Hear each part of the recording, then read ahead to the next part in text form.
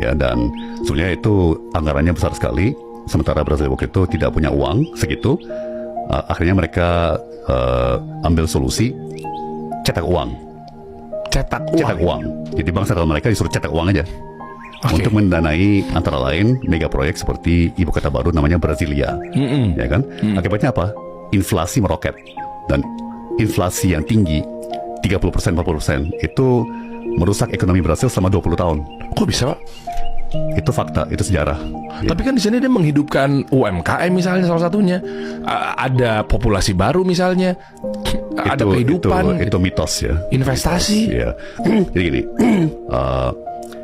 ibu kota baru, ya kalau kita pikir secara logis, itu kan mulai dari nol. Ini negara Wakanda ceritanya ya? Atau sejarah Brasilia di Brasil, atau New Cairo di Mesir. Ya. Mesir juga lagi bangun ibu kota baru, bahkan udah mungkin setengah jadi. Ya, anggarannya lebih gila lagi, 80 miliar dolar. Itu kira-kira setara dengan 1.200 triliun. Ya kan? Dan itu ya sekarang mengakibatkan krisis keuangan di Mesir. Ya, jadi Mesir dalam kondisi krisis keuangan nih. Antara lain karena mereka boros sekali, menggunakan uang besar untuk membangun sebuah ibu kota baru yang terus terang tidak punya dampak kepada perekonomian secara menyeluruh, ya, tidak menambah produktivitas. Itu bukan aset produktif gitu loh. Ya, itu kan seperti Pak Anies bilang, gedung-gedung untuk pejabat, ya kan, bukan bangun pabrik, bukan bangun sentra-sentra untuk sektor jasa misalnya, ya kan. Itu kan untuk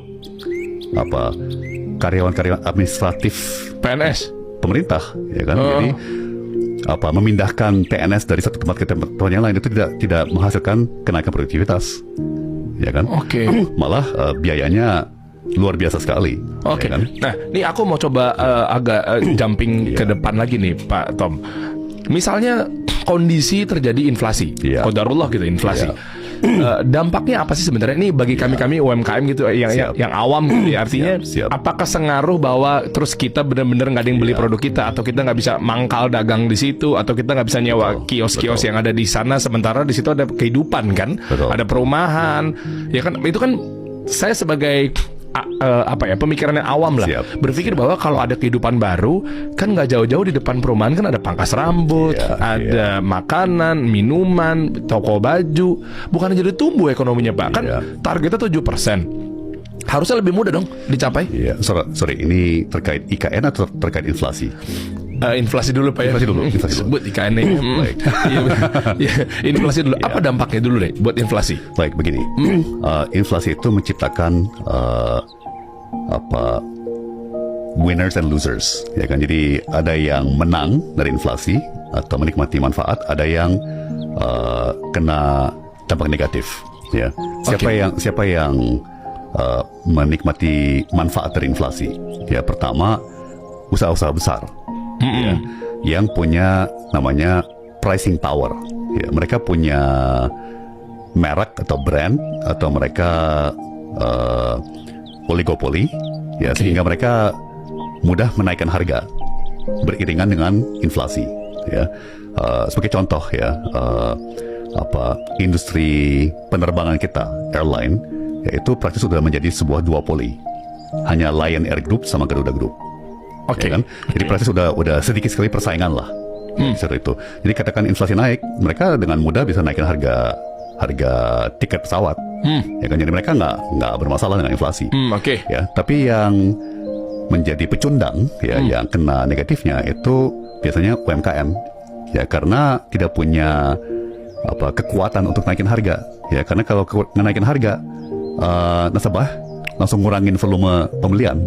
Ya kan, karena dengan inflasi harga pangan naik, ya kan, harga biaya iuran sekolah naik, ya kan, harga kebutuhan pokok naik, ya, dompet konsumen terkuras, udah kepakai untuk yang kebutuhan pokok, jadi kebutuhan primer gitu ya.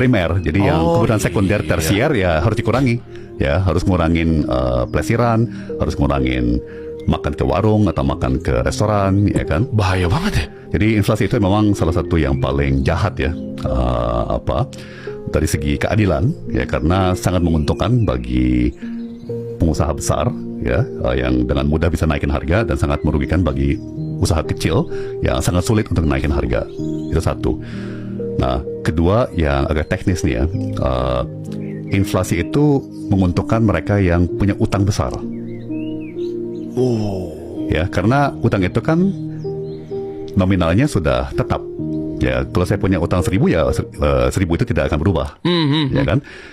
Tapi dengan inflasi nilai real daripada 1.000 itu makin turun. Ya, Karena? Karena apa? Nilai mata uangnya. Antara lain mata uangnya akan terdepresiasi. Pasti depresiasi kan? itu. Tapi bayangin kita punya 1.000 rupiah, ya kan? Terus dulu bisa beli katakan telur, katakan 200 rupiah per telur. Dulu bisa beli 5 telur, ya kan? Tiba-tiba harga telur naik di 300. 1.000 rupiah itu kan cuma bisa beli 3 telur. Iya, iya. Ya kan? Jadi daya beli kita kan turun kan? Iya, iya. Nah, kalau saya punya utang 1.000, tadinya itu ekuivalen dengan 5 telur. Iya. Dengan inflasi, tiba-tiba itu hanya ekuivalen dengan 3 telur. Jadi saya hanya perlu jual 3 telur untuk melunasin utang saya yang 1.000. Ya dulu saya harus kerja keras, saya harus jual 5 telur untuk melunasin utang itu. Sekarang saya cuma mesti jual 3 telur. Wah, ngerti lagi. Ya. Ya. Jadi Jadi